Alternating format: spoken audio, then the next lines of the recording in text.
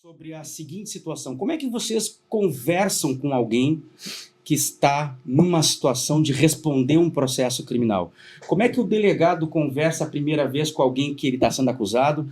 Como é que tu conversa com o teu cliente? Como é que tu conversa com o teu cliente? Essa é a minha pergunta, porque eu faço um parênteses uma vez, Cano, Seabra e Alberto, eu fui atender um médico que estava muito nervoso para uma audiência criminal. E eu falei, doutor, tenha calma, tá tranquilo, eu vou lhe orientar, o senhor vai falar o que o senhor deseja, o senhor não vai ficar nervoso. Ele falou, mas se tu estivesse numa mesa de operação, eu te diria isso. Porque lá é o meu mundo, mas aqui não é o meu. E eu entendi que estar no fórum, estar numa delegacia, é um ambiente conhecido meu, mas não é dele. Então tem pessoas que ficam nervosas porque não estão acostumadas a conviver com o nosso ambiente de trabalho, que é o fórum, a delegacia, né? Então, passo para vocês.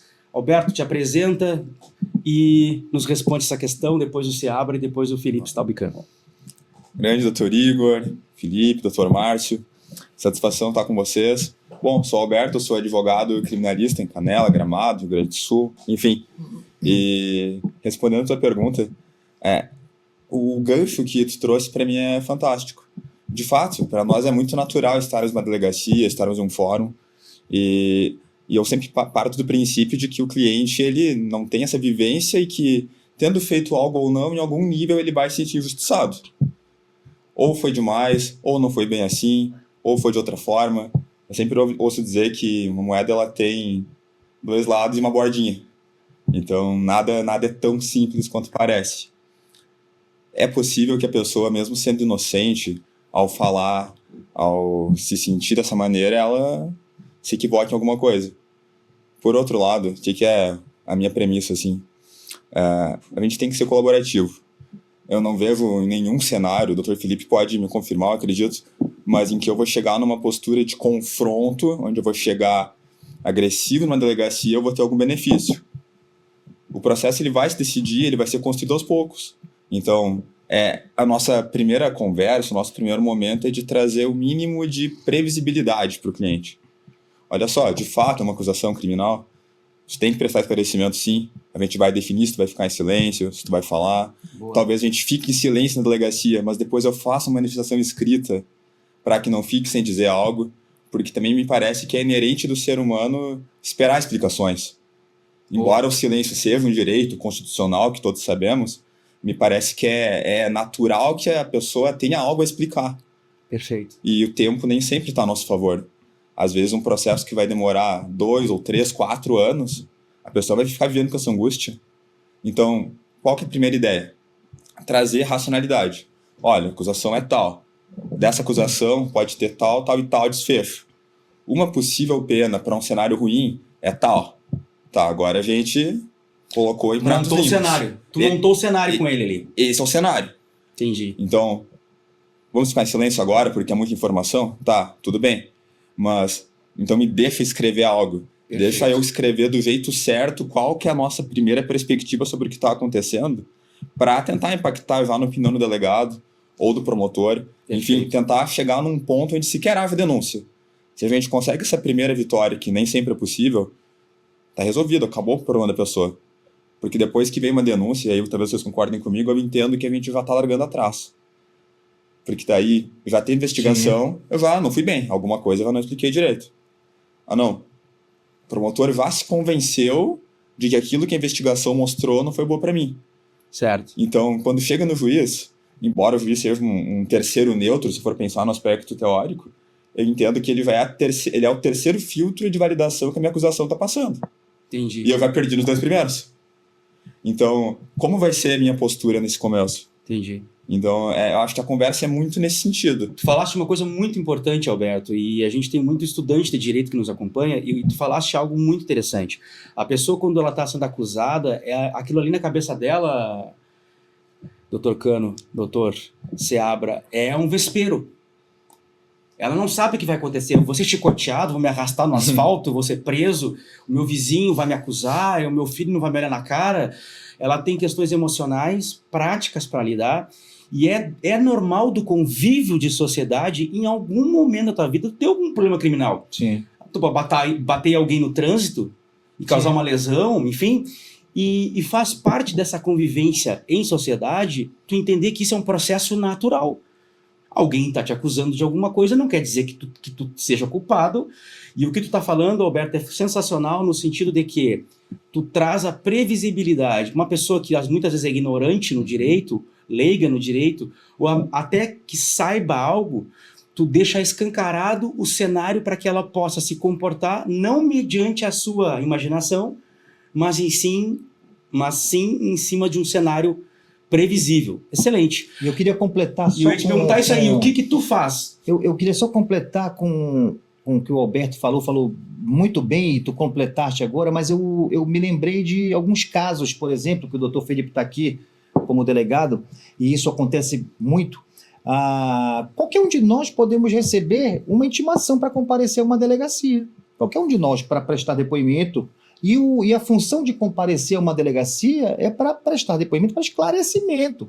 Aí a polícia, ela quer naquele momento respostas, esclarecimentos. Não quer dizer que você é culpado. Então, quando a pessoa não está acostumada, e a maioria não está acostumada a ir a uma delegacia, recebe uma intimação, eu já vi muitas vezes ela ficar desesperada e acaba até ligando para a delegacia o que aconteceu e tudo. Não, compareça aqui que aqui você vai saber. Isso acaba com a pessoa. Já não dorme. Já não dorme. Já acabou com a noite da pessoa. Ela já fica desesperada. Quando você comparecer aqui, você vai saber do que se trata, pronto. Então é por isso que eu sempre prezo e sempre falo que a defesa começa na delegacia. A pessoa não está acostumada, então ela precisa ter um advogado para acompanhar. Não quer dizer que ela é culpada, mas para orientar, para acalmar, para ir lá, para saber do que se trata, para ajudar a resolver o problema. Não é que muitas vezes a pessoa não é culpada de nada, então precisa esclarecer. Perfeito. Então ela perde a noite com isso. O doutor Alberto falou de previsibilidade. Tu está falando de objetividade. É isso? Sim. E ela, eu tô falando um caso concreto de que onde se recebe uma intimação e a pessoa não sabe do que se trata, tenta saber antes de contratar um advogado, tenta resolver sozinha, Que vai gerar mais angústia, desespera né? mais ainda, porque ela vai chegar lá, ela não sabe do que se trata, não sabe nada.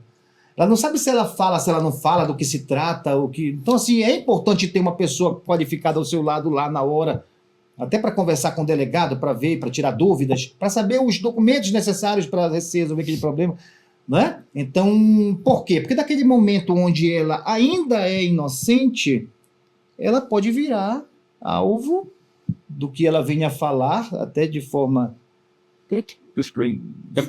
Emocional, né? Emocional.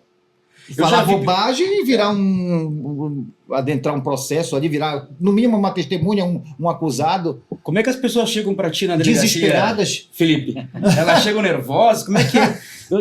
Tu que trabalhaste em Lajeado, Venâncio Aires, como é que é o ambiente policial quando uma pessoa chega lá querendo saber informações?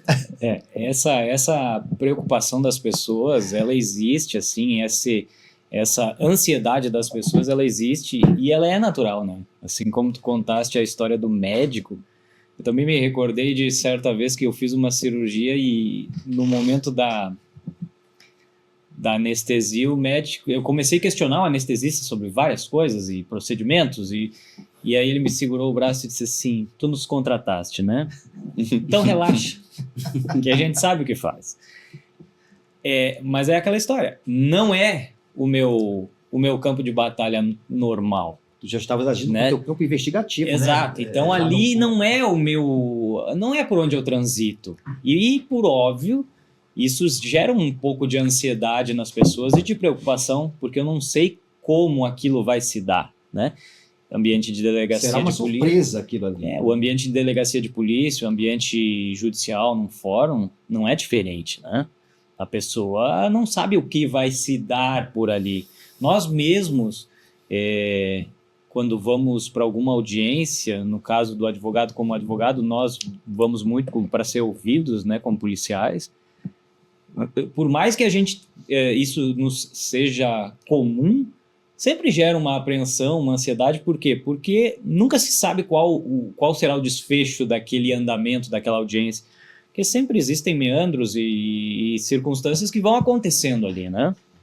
E, de fato, muitas pessoas, assim, eu diria que a grande maioria, ao se depararem com a questão policial, em específico, elas têm um certo receio, né? É por óbvio, e a gente compreende que isso é natural, né?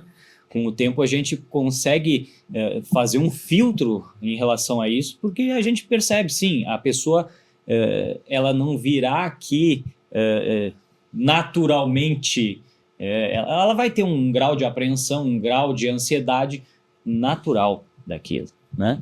E aí entra a questão que foi levantada aqui do profissional da área que tem. Eu sempre penso no papel advogado, né? Nós na polícia também temos isso, mas o advogado muito mais, que para além do nosso serviço jurídico, nós temos uma questão emocional ali. Perfeito. E de tranquilizar aquela pessoa. Para muito além de uma defesa, de uma acusação, é de transmitir segurança para aquela pessoa, né? Assim como esse médico que me anestesiou, para muito além da anestesia que ele me fez, ele teve a habilidade de me tranquilizar. Excelente. Te acalma, nós estamos fazendo nosso Nos contrataste. Mas isso é tão importante do que vocês estão dizendo aqui, porque o doutor Alberto mencionou a questão da necessária previsibilidade. Eu estou me imaginando aqui, se eu contrato alguém para construir uma casa para mim e alguém me fala todo o processo da construção da casa até me entregar a chave, isso me tranquiliza porque eu entendo que aquilo ali é um ritual, é um procedimento que vai ser adotado. O doutor Seabra falou da questão da objetividade. Eu acho perfeito. Para mim, é um dos pontos que eu mais trabalho, doutor. Sabe por quê? Quando alguém chega na defensoria me contando o seu problema, a minha cabeça está focada em objetivar. Porque é normal que no relato tenha excessos, tenha impressões, tenha sentimentos. Ela não sabe o que é importante. Então, ela acaba contando toda uma situação. E eu, como técnico da área, me atenho àquilo que é essencialmente importante. Então, objetividade também ajuda, porque, pensa bem, é como se uma pessoa chegasse no escritório de um advogado, na defensoria, ou na delegacia de polícia, com 4 mochilas. E eu digo para ela assim, ó, essa mochila aqui não me interessa, essa aqui não te interessa, fica só com essa aqui. Tu já faz com que ela entenda daquele universo que ela está preocupada, o que realmente tem relevância, que é o que o Dr. Seabra falou. O delegado Felipe Cano falou um negócio muito interessante também, que eu achei, que eu gostei muito de ouvir, é a questão da necessária preparação emocional para aquele momento ali. Ele exige uma preparação emocional para que tu entenda a responsabilidade de estar ali, mas também entender que é uma coisa normal, são pessoas que vão te atender, é um ambiente normal. Eu me lembro de um livro, doutor Felipe, e agora eu começo a conversa por esse lado aqui. O livro O Estrangeiro, de Albert Camus. Esse livro trabalha em cima de uma ideia onde uma pessoa, não vou dar spoiler aqui, o livro se desenvolve na volta de um personagem que ele não é, digamos assim, sacudido pelas emoções de uma maneira natural. Morre a mãe dele, ele não tem aquele pensamento assim desesperado, ele tem um comportamento emocional diferente.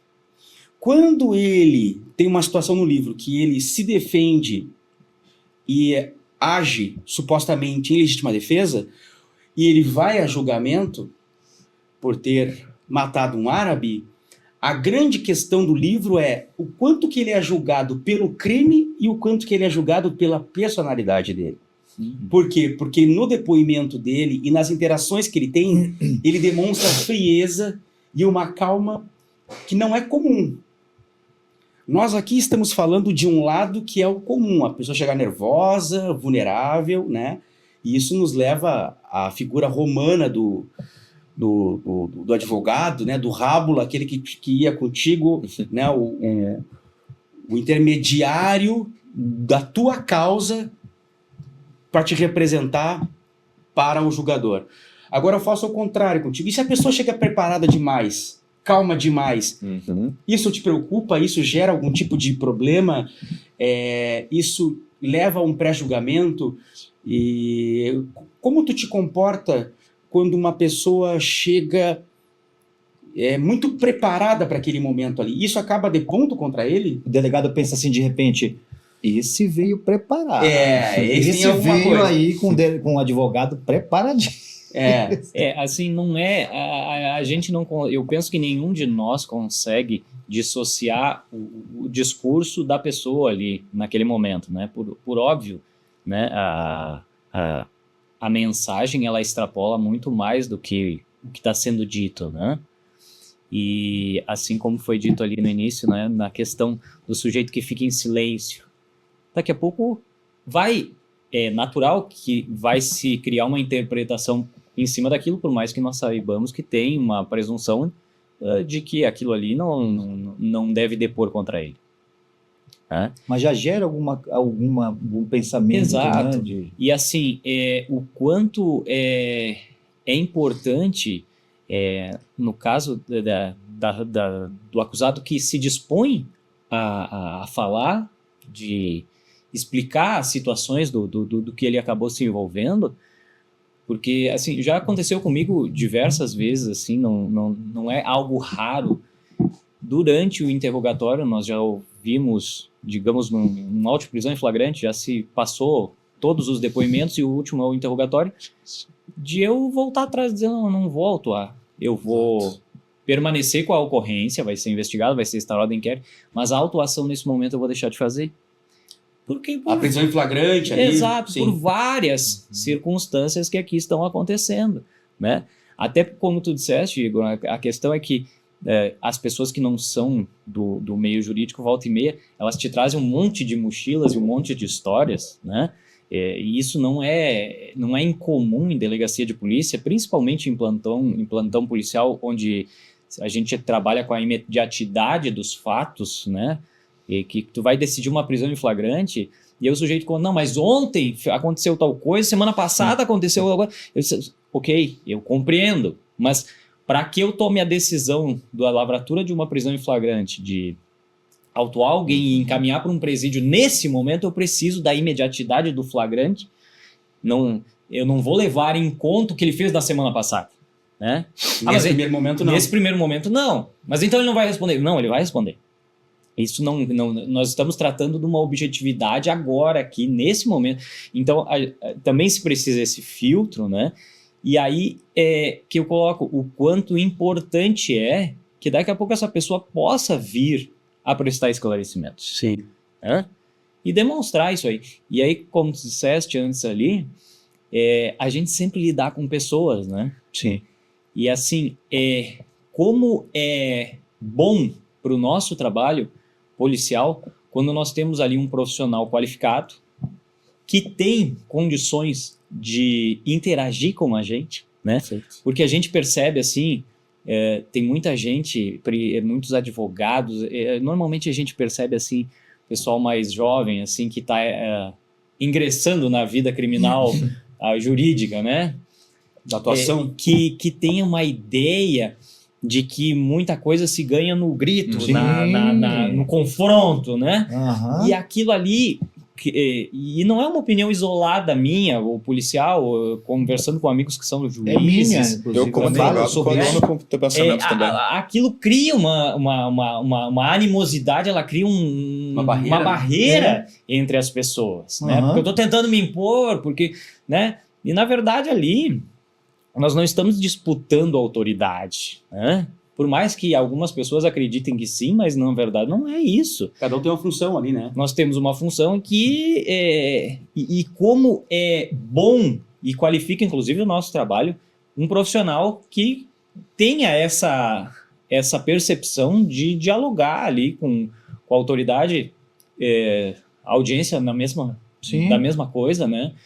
Não é incomum também nós, quando somos ouvidos como testemunhas em audiência, né, de advogados que tentam a todo custo uma pressão e criar um clima, mas então a polícia fez isso e aconteceu aquilo, sabe? E assim, causa um desconforto e a gente percebe assim que aquilo não fica muito. Eu acho porque que pessoaliza, eu acho que deve existir, antes de mais nada, o respeito às pessoas, o respeito às profissões e falando no que tu estás, completando o que tu estás dizendo, apesar de, eu acho que todo mundo tem que saber as suas prerrogativas, o advogado sabe as suas prerrogativas, mas, é o que eu sempre digo, quando nós chegamos, e eu já falei esse assunto antes, entre nós, quando nós chegamos numa delegacia, quando nós chegamos a um fórum, na frente de um magistrado, nós estamos na tua casa. Então nós temos que respeitar a tua casa, nós temos que respeitar aqueles ambientes.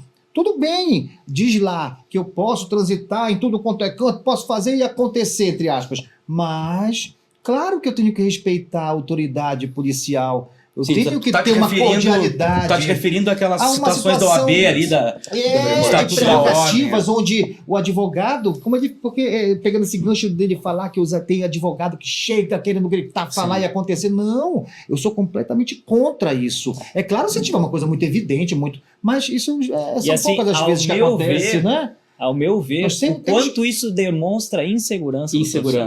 De querer sair gritando, de sair, quer dizer, não tem argumentos para...